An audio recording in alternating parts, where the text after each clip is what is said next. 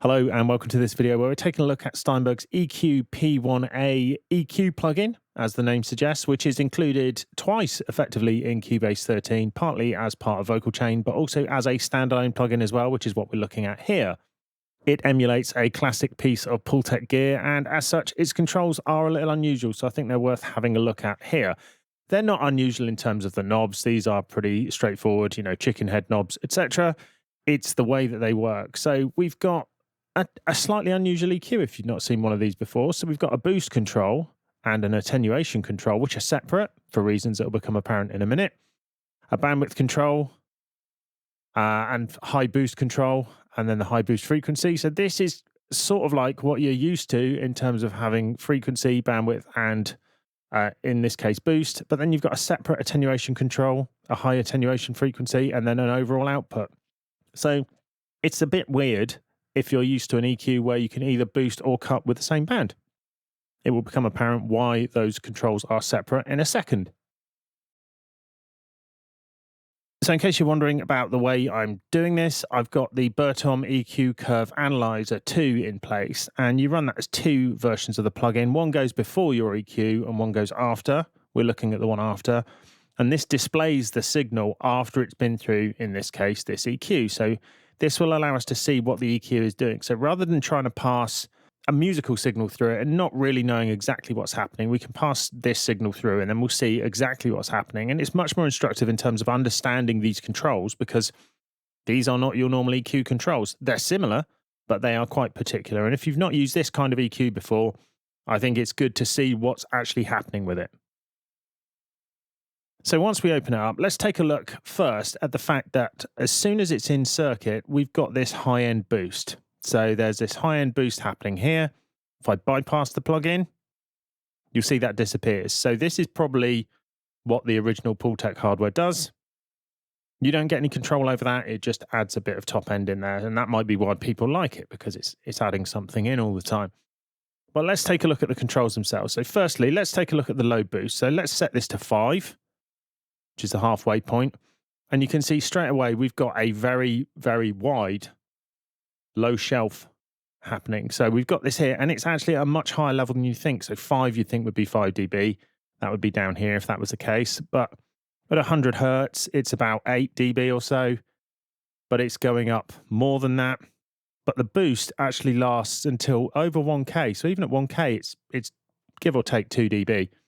So it's a really big sweep, and you see the way that shape builds. It's like it's building from the high frequencies and then boosting lower and lower. So the line almost stays in the same place and then just extends lower as you increase that boost. So it's unusual. It certainly doesn't work in the way that the standard sort of Steinberg 4-band EQ low shelf works.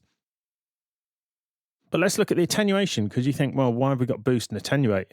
They don't do the same thing. So if we put the attenuate to 5, you'll see that this works to affect this, but it's at a higher frequency. So even though our low frequency is set to give or take 100 hertz, it's working at a higher frequency as well as changing this. So now with 5 and 5, we're getting 6 dB of boost in total, but we're getting this cut here as well. So they interact in a complex way. If we change the frequency, you can see they sweep as you would expect, which is useful. But if I turn the boost down, we'll see that the attenuation is also a shelf, but it's set to a higher frequency, which is why we get this dip here. So if I put that back to 5-ish, that's why we get this dip, because they're set to a different frequency. So although you are sweeping them the same way, there's an offset between boost and attenuation, so you can get this sort of mid-range scoop. So they're more complex than you would think initially anyway. Now let's look at the next controls. So next we've got high boost, where we've got bandwidth, boost, and high boost frequency. So this is more familiar. And again, let's set this to 5. And here we see we've got a more standard bandpass EQ, not a shelf, as you might expect for a high one. And if we change the bandwidth, as we turn it up, it's wider.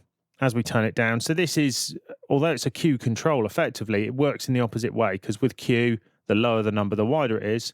Whereas this, the lower number, the narrower it is. But also you see the shape is changing. slightly differently. So this is working, again, not as your standard EQ. I'm sure this replicates the original hardware, as you would expect. And then we've got high boost frequency, which can come all the way down to 3K and go all the way up to 16K with some cramping that we're seeing at the top end there, but we'd probably expect that with this particular plugin. Now we've also got an attenuation control, and we've got attenuation and higher attenuation frequency. So let's zero this out and let's see what the attenuation control does. And that is the shelf we were expecting.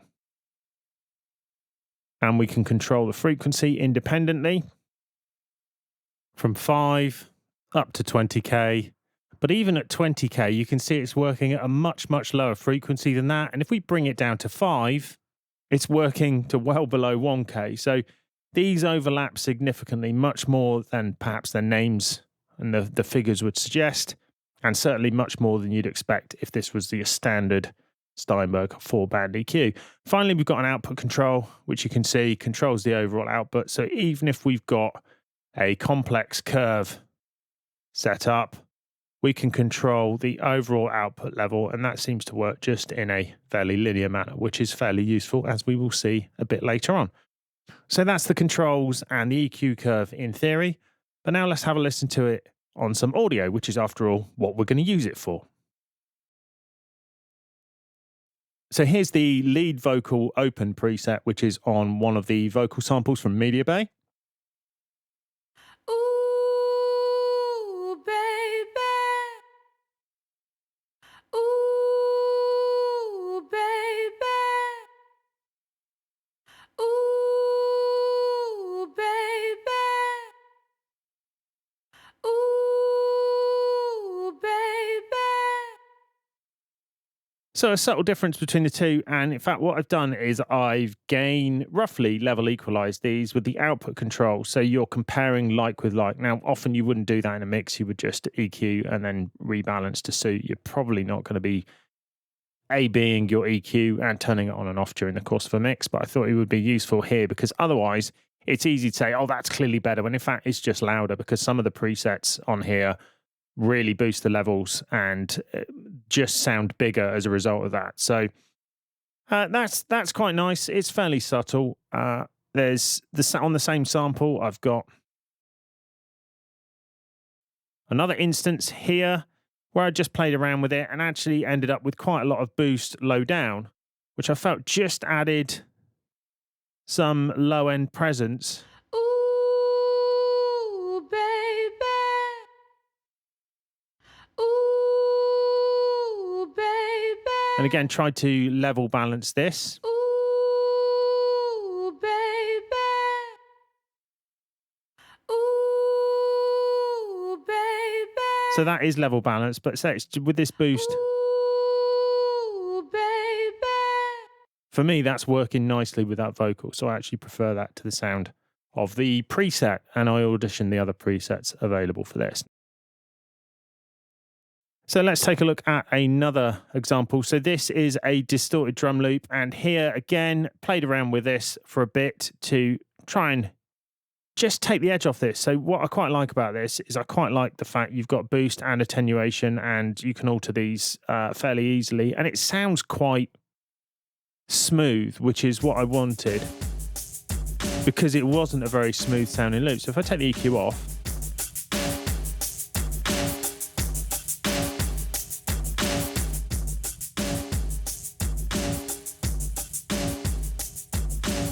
now this has created a fairly complicated curve, and obviously this is something you could probably do with a standard EQ, but this is one of those situations where I think it's quite nice to have these potentially limited controls, but also they tend to be set to do the things that you would want, rather than having something where you've got, let's say, 3 or 4 possibilities for each band. It's just like, these are the tools, you can boost with this, you can attenuate with this, etc., and that's your lot. Sometimes too many options isn't great, and it's much easier to make decisions when you've just got fewer controls to play around with. So I'm quite liking this from this respect. And let's have a listen to it on some bass as well.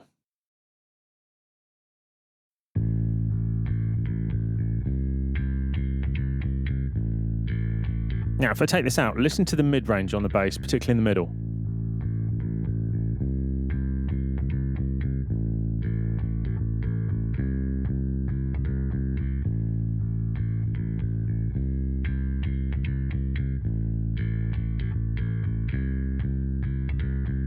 So this is doing a really nice job of picking out that sort of upper mid-range stuff, which you need on a rock bass to come through a lot of mixes. So that's sort of that classic sound. It actually needed quite a lot of taming. So you can see I had to dial in 6 dB or so of cut, because otherwise with all this boost in here, it was massively louder. And this is the thing that led me to do this for all of these, because it was just night and day, just because it was much louder rather than the actual tonal changes, which are more subtle, but certainly work well for me in a mix. Now, as we can see on screen, all of the parameters of the EQ-P1A are automatable, so there's nothing that's limited. You would expect this from Steinberg, but it's always worth checking, because occasionally you get a control that you can't automate for whatever reason. But these are all available and can all be controlled in the sane ranges, which they've already got. So this one goes up to 10 and down to 0, and all the others follow that pattern. So they follow the on-screen control level pattern, which is sensible and means that automation is going to be fairly straightforward for this kind of EQ. Even though it may not be the kind of EQ that you're going to spend a lot of time automating, because I would imagine a lot of this is just set it and forget it once you've got the sound dialed in.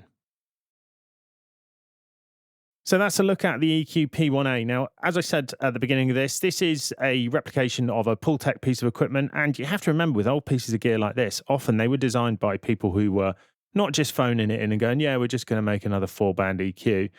They were particularly designed like this because there were limitations in terms of hardware and so on. So there is a good reason why this kind of piece of equipment has the controls that it does and does the job that it does, because these are the kind of things which the people who were using them wanted them to have, and they didn't want to have everything available, even though they possibly could have done. So I think this is a great example of a retro piece of gear. It's nice to have this available. I'm not saying that I'm going to use it like all the time, because often I want a general purpose EQ, but it's the kind of thing that I think I'll summon up sometimes and have a quick look at. And maybe if there's a particular thing, certainly I know for rock bass, this will probably be my go-to thing, because it just works so well and the controls are dialed in for what I want. As ever, I hope you found this useful, and if you're new to the channel, have a look around for Cubase 13 and indeed other Cubase and wider music technology content, and hopefully we'll see you again soon for more music tech tuition.